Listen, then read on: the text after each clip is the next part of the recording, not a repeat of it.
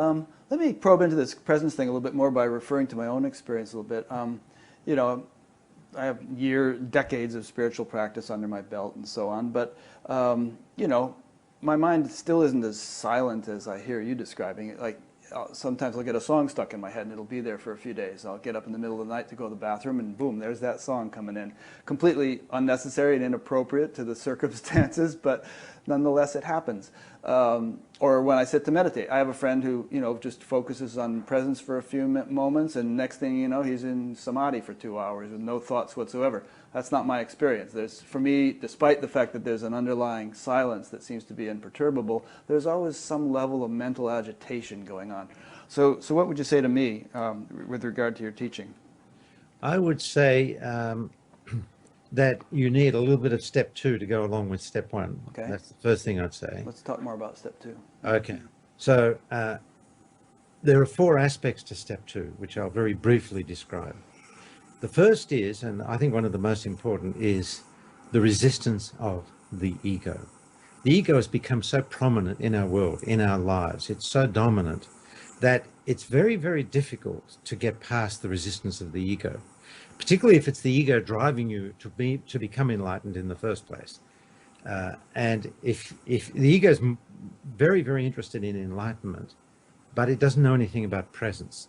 The ego's world is the world of the past and future, the world of thought. So when you become present and your mind is silent, the ego literally freaks out. Initially, it thinks it's dying or it's disappearing because it exists in a framework of thought. So you have to reassure the ego that it's not dying, but then it'll still resist. It's not disappearing, it will still resist. Then if you go deeper with the ego, it will say, well, if I let you be present, then I'm not in control and I need to be in control, says the ego. Well, what would happen if you're not in control? Well, he'll get hurt. I've been protecting him all his life. My job is to protect him. And then you point out to the ego, well, the catch with that ego is you have to keep him in that painful world where all the pain is, where all the hurt can occur, in order for you to continue your role. So you're the one preventing him from being present. So in other words, it's possible to come into right relationship with the ego from presence in a way that will bring the ego to a point of surrender. It will take a little time, and you have to know how to come into right relationship with the ego. There are many spiritual paths that are teaching that with enlightenment or awakening, the ego is annihilated. In my view, that is extremely unhelpful and not true. With awakening, the ego is transformed, not annihilated. Its role in your life is transformed. So from my perspective, we really, at this stage of human evolution and human awakening, we need very clear and precise answers to the following questions. What is the ego? How does it function? Why does it function? What is its role in your life? Why does it resist presence? And how can we overcome its resistance? These are, as far as I'm concerned, are essential questions we have to come to grips with. And once we know all the answer to these questions, and once we awaken to a certain level into presence, we can begin the process of coming into right relationship with the ego. Then everything changes. Okay. So how does that relate to the experience that I was describing of my own, you know, I would speak to you. Noise in the mind kind of thing that's still kind of, you know, continuum. Okay, well, let me speak to your ego. Okay. So I'm speaking now to Rick's ego. I'm not speaking to you, Rick. I'm speaking to the ego. So ego, why do you keep all these thoughts coming in? They just come. Well, they don't just come, ego. What would happen if you allowed Rick to be so present that his mind was perfectly silent, no thoughts whatsoever, just utterly immersed in the moment of now? How would that be for you, ego, if you allowed that deep level of silence? Just tell me the truth. I'm not sure whether this is the ego or Rick speaking, but it sounds appealing to me. I like the sound of that, you know? Okay, well, okay, I'm not sure the distinction between Rick and the ego, actually, because, you know... Well, that's also fundamentally important. Yeah. You need to recognize that distinction. That distinction needs to be realized within you. And what I would say to you to assist you in recognizing that distinction, and it's a very extreme test. The test of presence is very simple. It's silence. When your mind is silent, you're utterly present with what is here. your mind is silent, there are no thoughts. That is the only thing that passes the test of presence. Everything else is your mind and ego. I'm not saying it's bad. I'm not saying it should stop. Or you should get rid of it. But it's important to recognize the distinction.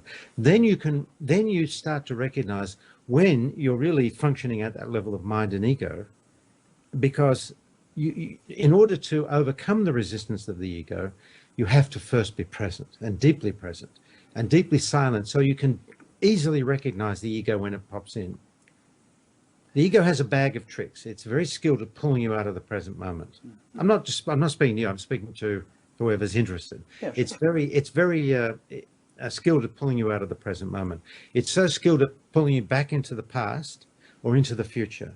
And one of the main ways it keeps us imprisoned in the future, which is the world of the mind, is so simple. It's such a great trick.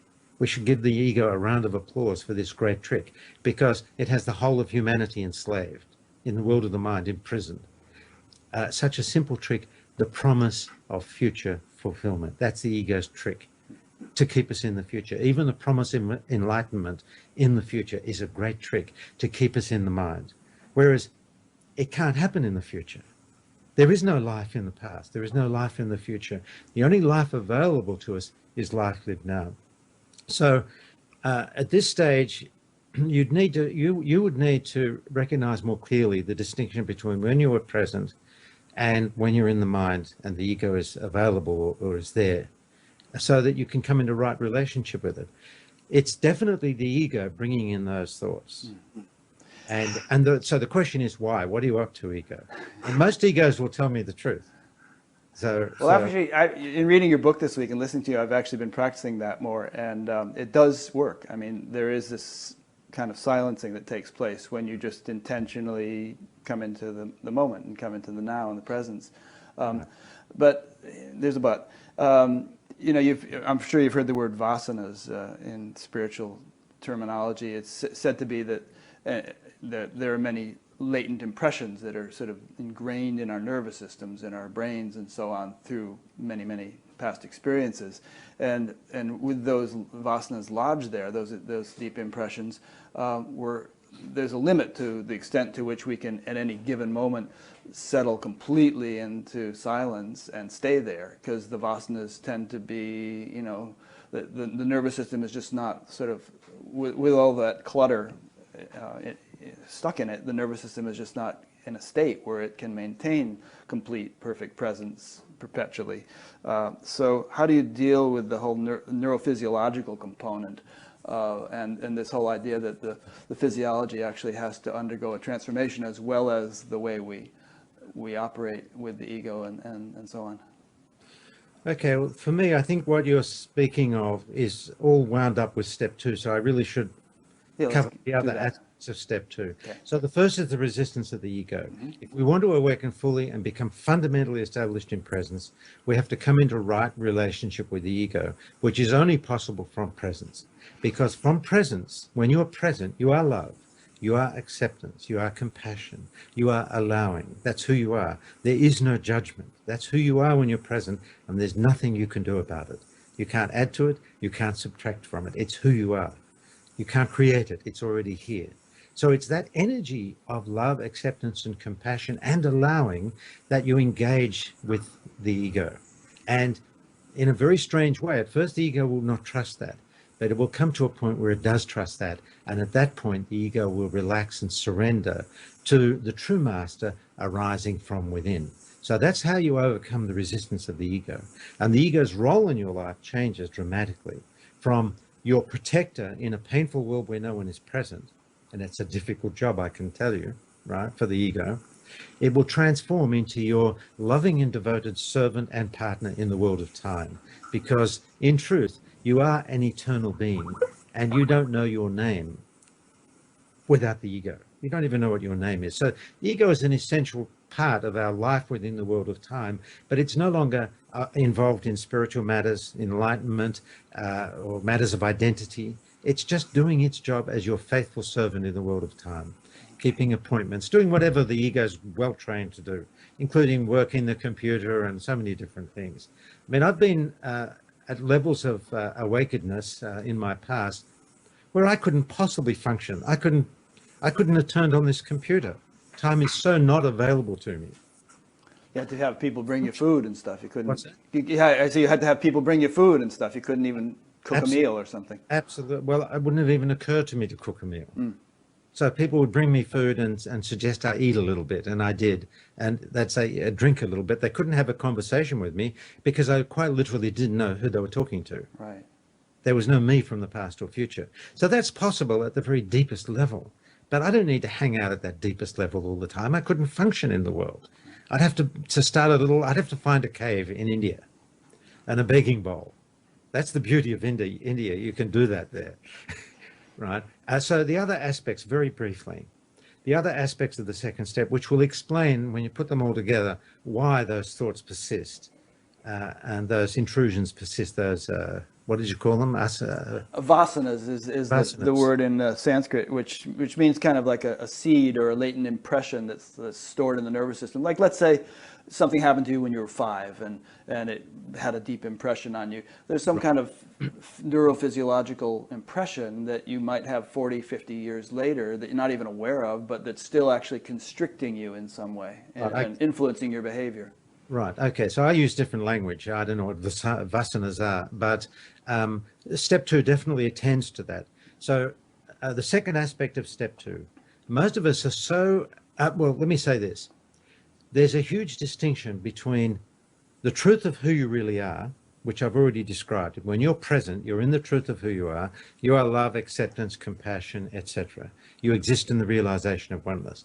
That's the truth of who you are. It's who you've always been, and it's who you will always be. That cannot go away. It's never not been here, and it can't go away. It's not possible.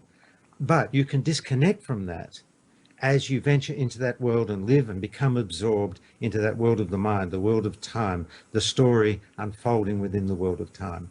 Now, so we have to ask the second question, not in truth, who are you? But the second question is, who have you become? On this long journey through time and separation, who have you become? Because the truth is, we've all become something much less than the truth of who we are.